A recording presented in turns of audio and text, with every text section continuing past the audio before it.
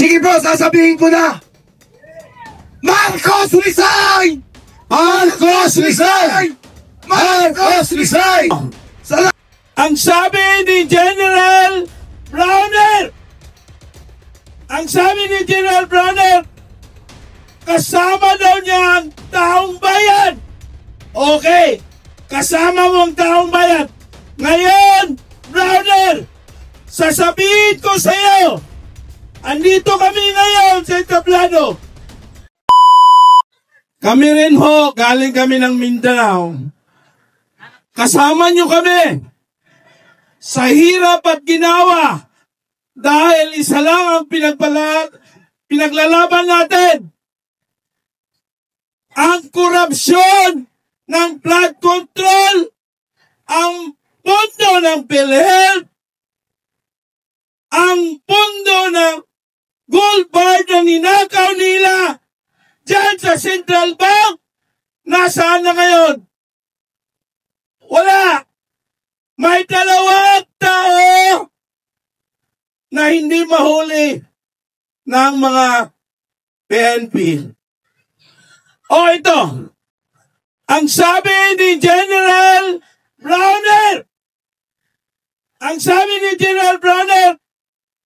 kasama daw niya ang taong bayan. Okay, kasama mo ang taong bayan. Ngayon, Browner, sasabihin ko sa iyo, andito kami ngayon sa entablado. Kung mahuli mo ang magnanakaw sa Kongreso, sino kaya itong magnanakaw? Si Saldico at saka si Romualdez. Ngayon, kung sabihin mo sa amin, kung kasama mo ang taong bayan, edi, pusasan mo lang. Yan, luluhod ako sa harapan mo. Kung sabihin mo na kasama mo ang taong bayan na pinaglalaban mo ang korupsyon, lalo-lalo na ngayon sa pangyayari ngayon. Lunod tayo sa mga kalamidad. Nasaan ka na, Browner? Nasaan na ang mga kasamaan mo ng mga sundalo? Matagal mong ipinaglaban sa bundok. Ang mga NPA na kalaban mo noon, ngayon nandyan na ngayon sa Kongreso. Andyan ngayon sila sa Kongreso. Ang pinaglalaban nila ay kalabuso ang mga Duterte.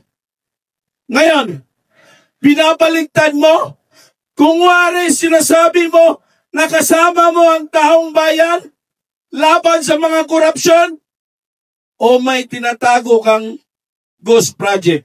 Ama! May tinatago kang 15 billion na ghost project. Tama!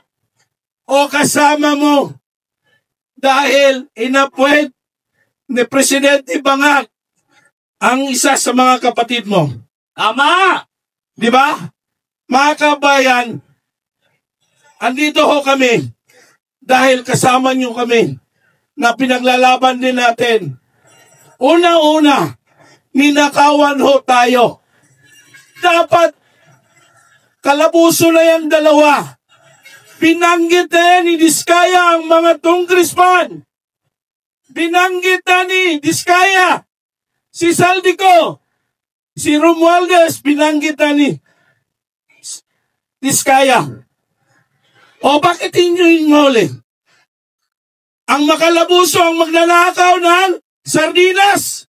Ikalabuso nyo. Magnanakaw ng mangga, ikalabuso nyo. Samantalang ito, billions of piso, trillions of piso ang ninakaw mo. Ngayon, Marcos, sabihin mo sa akin kung wala kang utos sa pinsan mo. Di ba? Magpinsan kayo ni Romualdez. Hindi mo may deny. Hindi mo may deny na kasama ka dyan. Dapat bumaba ka na. Ama, sawang-sawa na ang mga tao sa iyo. Sawang-sawa na ang mga taga-Luzon, Bisaya sa pagbubudol mo, lalo-lalo na ang Mindanao.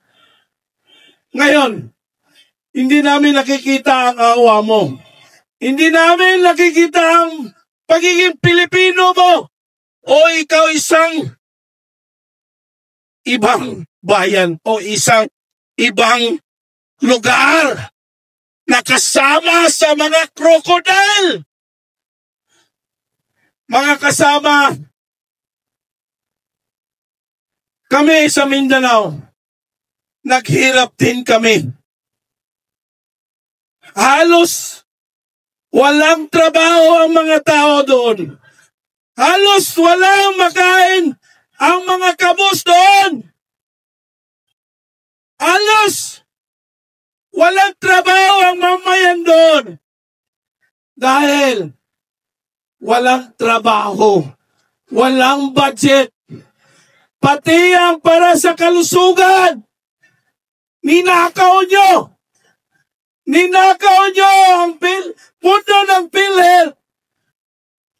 Imagine, pag na-hospital kami, doon sa Mindanao, noong kasagsagan ni Duterte, siya ang presidente, halos libre ang hospitalization. Wala kami babayaran doon. Ngayon, halos mayak na yung mga tao dahil sa walang budget. Maraming namamatay na mga tao dahil wala silang may magpa-hospital man lang. Kasi ninakaw nila eh. Tingnan nyo ngayon ang nangyayari sa Blue Ribbon Committee. Hininto nila dahil alam na nila na mabuking na sila lahat. Pati ang CIC, ang investigation sa CIC, hindi nila pinupubliko. Yan ang hirap ngayon. Dahil ayaw nila ipaalam sa taong bayan ang pangyayaring korupsyong naganap sa administrasyong Bangag na Marcos. Kaya mga kasama, hindi tayo titigil. Hanggat may buhay pa tayo, ipaglaban natin ang korupsyon, labanan natin ang korupsyon. Dahil alam nyo, kawawa yung mga bata natin. Kawawa yung mga anak natin. Kawawa yung susunod na mga leader natin. Dahil ang nakikita nila, puro korupsyon ang nangyayari dito sa ating bansa. Kaya wakasan na natin ito. Mga kasama, sabihin natin, Marcos resign! Marcos resign! Marcos resign! Marcos resign! Marcos resign! Marcos resign! Maraming salamat po. Okay, maraming salamat po kapatid. Ngayon naman, pakinggan natin ang boses ng ating kasamahan. Kuya Boss Idol ng Pampanga. Nasaan ka na? Kuya Boss Idol. Okay. Una po, magandang hapon sa ating lahat. Maraming salamat at binigyan niyo ako ng pagkakataong makapagsalita dito sa nagaganap sa ating lipunan. Unang-una po, galing pa po ako ng Pampanga. Sa mga hindi po nakakakilala sa akin, ako po si Boss Idol, yung vlogger na laging nasa taas ng building, nasa taas ng mga bundok. Tinataya ang buhay sa pagka-vlog, nagbabayad ng tax. Ngunit nung nagsimula itong flood control issue na to, bumaba na po ako upang samahan kayo lahat na po ako nagbabayad ng tax na ninanakaw lang nila. So, sa amin po sa Pampanga ay tatag po na butas ang aming mga kalsada kahit hindi pa sila. Ginagawa na ulit nila para magkapera sila. Siyempre, mga congressman, contractor sa amin sa Pampanga. Sa Bulacan, isa rin po akong anak ng Bulacan, lubog na po. Halos buong Bulacan. Kaya masasabi ko sa lahat ng kontraktor, mga engineer ng DPWH, congressman, mga putang ina ninyo, pinabayaan nyo ang sambayan ng Pilipino, ang inuna ninyo ay ang inyong bulsa at inyong kapakanan. Kay Martin Romualdez, kay Saldico na nagtatago na ngayon, ang balita ay may tali na sa kanyang liig sa ibang bansa.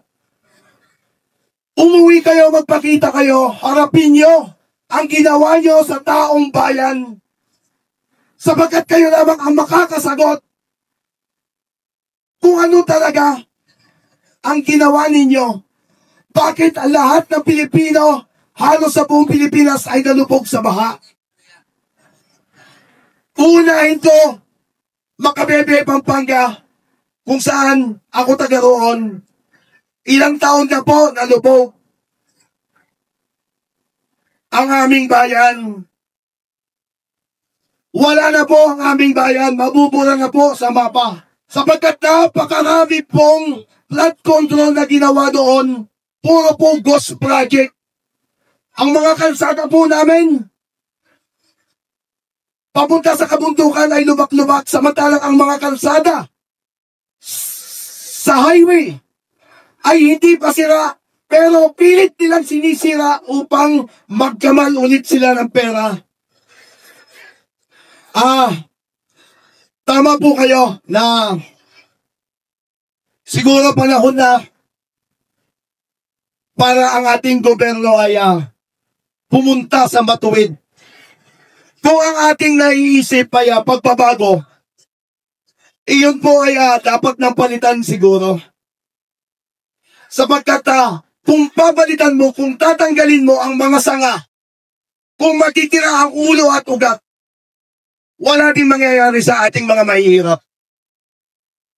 So ako po ay galing ng Pampanga, nagsalita dito kasi idol ko si Kuya Park, pinagsalita niya ako dito. Sige po, at maganda nga po, yun lang po masasabi ko. Sige po, sasabihin ko na. Marcos resign! Marcos resign! Marcos resign! Salamat po! Marcos resign! Muli, maraming salamat po. Boss Idol, Kakong Kabalan, from Kapampangan. Kapampangan Pride, ha? Okay, mga kababayan. Okay, announcement po tayo. Bantayan nyo yung inyong paligid. Muntik nang may makapasok ko, yung may dalang bandera ng One Piece. Ano ho, napalayas naman sila eh. Sila ho yung nanggulo. Noong nakaraang September 21, hindi po natin sila kasama. Uulitin ko po, may mga nakapasok, muntik na makapasok kanina. May dala silang mga bandera ng mga One Piece. Mga putang ina ninyo, umalis kayo dito. Huwag kayo manggugulo. Okay. Wala.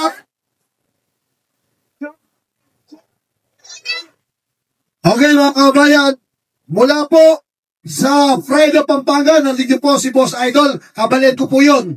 Ano, taga Makabebe ka pala, boss, ha? Okay. So ngayon mga kabayan, ang susunod pong ano na ba to? Ito, another flight from Pampanga. Mga kababayan, ladies and gentlemen, tinatawagan ko po si Remedios Montemayor.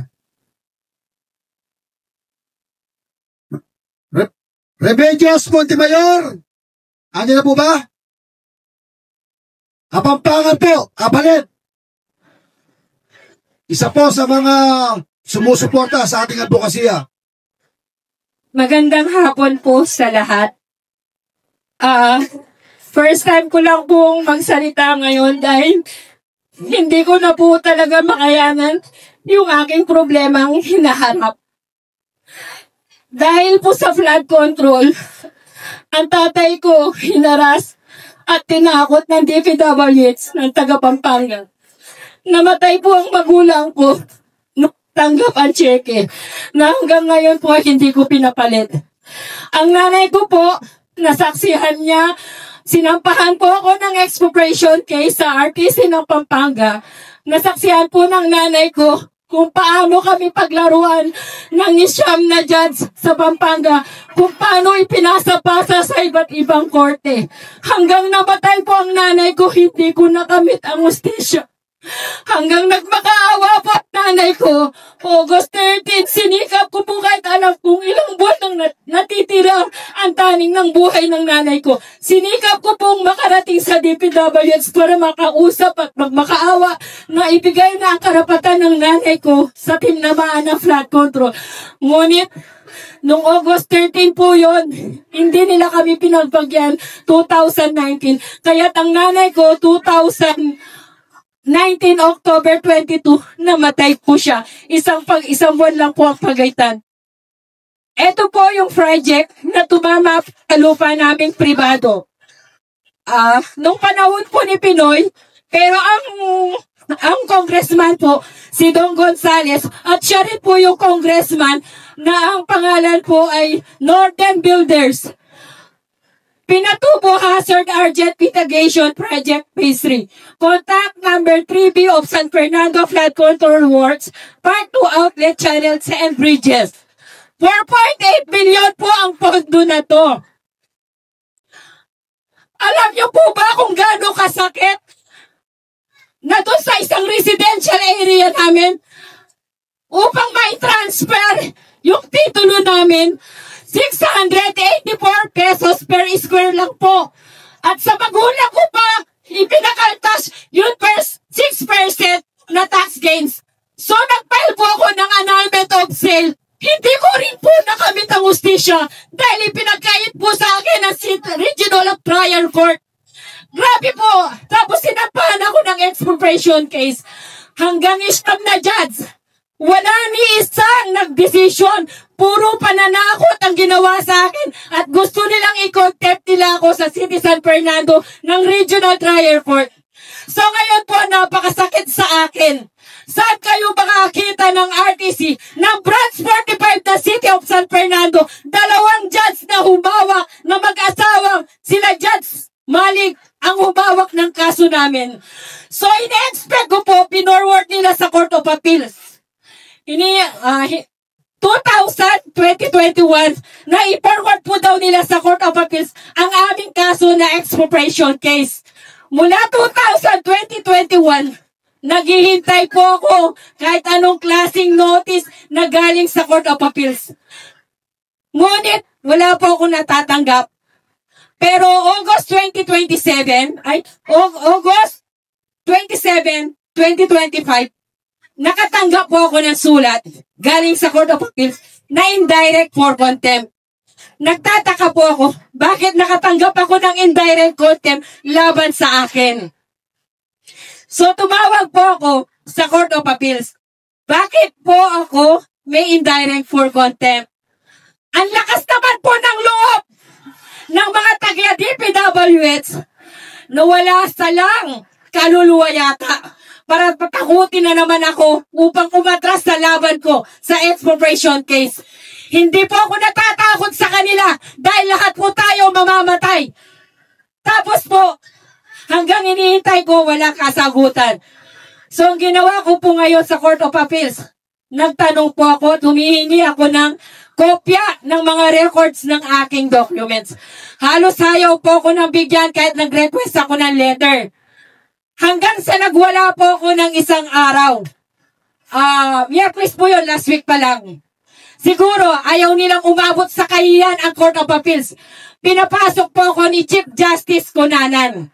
Si Justice Cunanan po pinapasok sa Court of Appeals, kinausap. Natapos na, alaman ko po, yung kaso namin expropriation case, talo po pala ako sa kaso na wala akong kinalaman. Umusad pala yung kaso kong expropriation case na wala akong natatanggap anong kaso. Sabi ko, Diyos ko, Lord! Sabi ko, ano po to? Sabi ko kay Justice Cunanan, Justice Cunanan, gano po ba kalakas si Don Gonzales? Hanggang dito po ba, nagtatanong lang, dito po sa Court of Appeals, nabibili po ba ang hustisya para lang po ba sa mayayaman? Paano po kami mga mahihirap?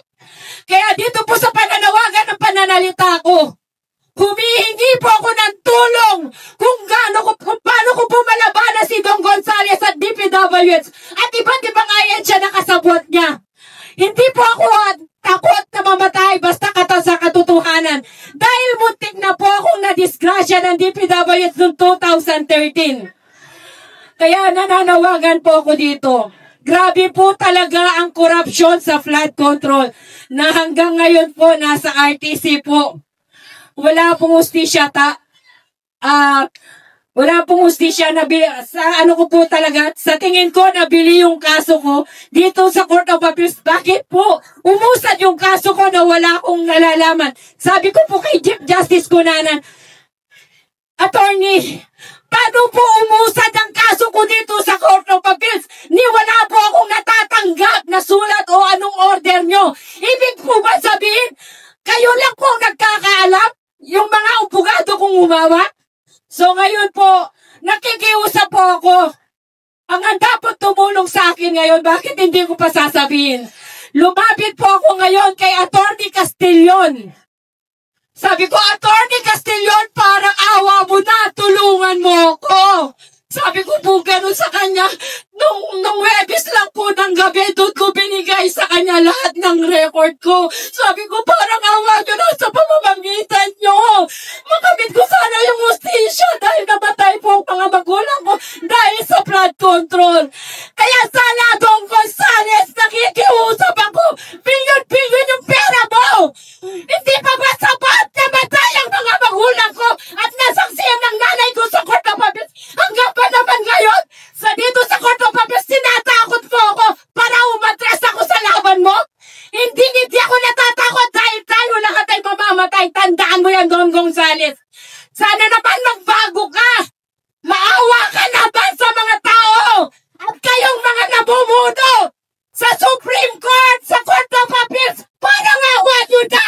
Bigyan nyo naman ang katarungan ng mga hirap. Hindi lang sa mayayaman. Yun lang mo ang masasabi ko. Parang ako sana po may mga tao pa nga nagsumuporta sa akin. Handa ko po patunayan na marami akong hawak na ebidensya. Yun lang po. Pasensya na po. Gusto ko lang po i-share yung aking karanasan. At alam niyo po ba kung magkano lang ang gusto nila doon sa lupa namin na tinamaan? 300 pesos per square meter. Grabe! May mabibili ba kayo sa City San Fernando na 300 pesos per square meter? Tapos yung residential area namin, 684. So, dalawang titulo po yung tinamaan namin. Yung isang-isa, nagsampa ko ng expropriation case. Ay, sila po yung nagsampa ng expropriation case.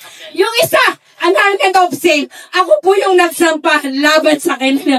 Pero hindi ko po nakamit ang hustisya hanggang ngayon po sa Court of Appeals. Yun lang po ang masishare ko sa flood control. Sana po, tigilan nyo na yung pangungurakot sa kaban ng bayan. Maawa na kayo. Yun lang po ang kaya i-share ko po. Maraming salamat po. Don Gonzales, magnanakaw! Don Gonzales, magnanakaw! Mga kababayan, yung former congressman na tinutukoy po si Aurelio Don Gonzales ay congressman dati ng 3rd distrito ng Pampanga.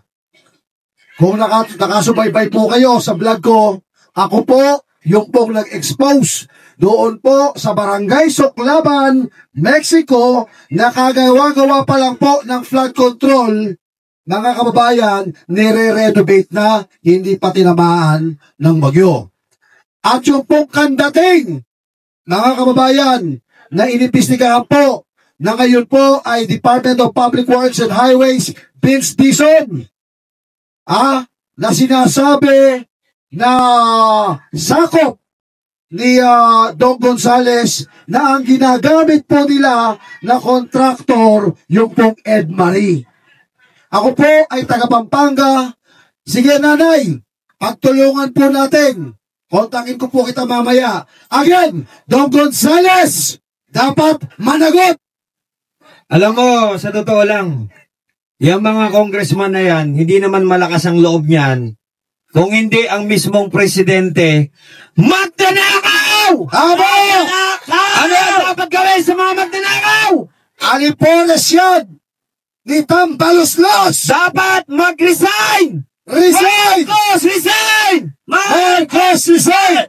Marcos, resign! Marcos Rizal! Marcos Rizal! Ayon po, si Dong Aurelio Gonzales ay matagal na pong magnanakaw na congressman yan. Tumanda na sa Congress yan. Ngayon po, pakinggan natin ang isang boses ng isang a cappella ng kanyang sariling komposisyon. No, pakinggan po natin ang boses ni Kuya Bay Musa. Bilisan mo ang takbo. Ilagang mga... Maraming salamat po sa tunay na bayani ng mamamayan upang ipaglaban ang susunod na henerasyon sa mga buhayang tarot ng lipunan. Marcos Rizal! Ang awitin ko po ito po ay nilikha ko. Noong ako po ay nasa bundok pa. Ako po ay bahagi ng NTFL Cup ni Pangulong Rodrigo Roa Duterte. Nagpaliklong po ako sa ating gobyerno itong 2022 election. Ang kinampanya po namin ay si Lenny Robredo. Ang TVP-NPA, si Lenny Robredo, ang kalakala sa probinsya ng Batangas. Ito po ay awitin ko para sa nakikita ko. Natutuwa po ako.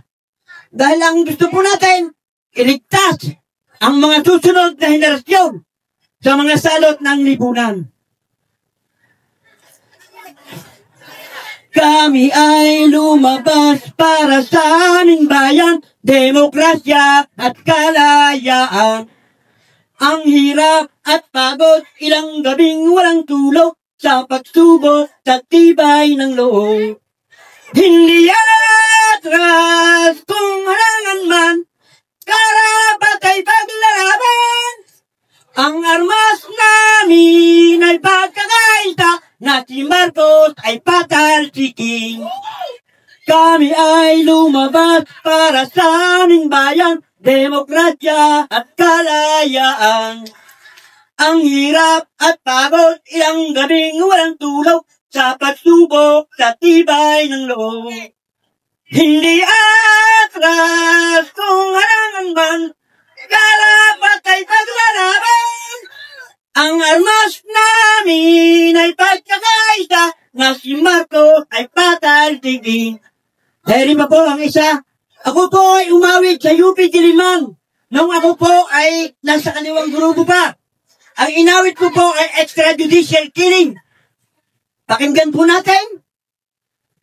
Salamat sa iyo, aking karanasan. Ako'y minulat mo at pinakilos mo. Ang tanging alay ko sa'yo, aking bayan, ay buong buhay ko, puso't kaisipan. Paninindigan ko'y hanggang kamatayan. Makapaglingkod lang sa buong sambayanan. Ang tanging hiling ko, kung may pag-as tayo, bigyang katarungan, mga ninakawan, bigyan ng daan, yaring karapatan ng ating mamamayan. Tayo'y magkaisa sa ating pagkikibaka, sa ating pagtutol sa administrasyong Marcos. Ang tanging alay ko sa'yo, aking bayan, ay buong buhay ko, puso't kaisipan. Paninindigan ko'y hanggang kamatayan. Makapaglingkod lang sa buong sambayanan. Ang tanging hiling ko, kung may batas tayo, bigyang katarungan, mga nanakawan, bigyan ng daan, yaring karapatan ng ating mamamayan. Maraming salamat po. Maraming salamat po, Kuya, sa napakaganda mong awitin. Napakamahulugang kanta, sariling compose. Wala ba tayong mga kamay dyan? Okay, ngayon naman, pakinggan natin ang boses na isa rin nating kasamahan, ang dating OFW. Ngayon ay lumalaban sa katiwalian, Kuya Ferdinand de los Reyes. Maraming salamat, kapatid. Bago ko simulan ang aking pananalita, maraming salamat muna po sa ating mga kapulisan na nandyan naka-pull out sa paligid para magbigay ng kapayapaan at magbasid ng kaayusan dito sa paligid na ginaganap na pagkakaisa.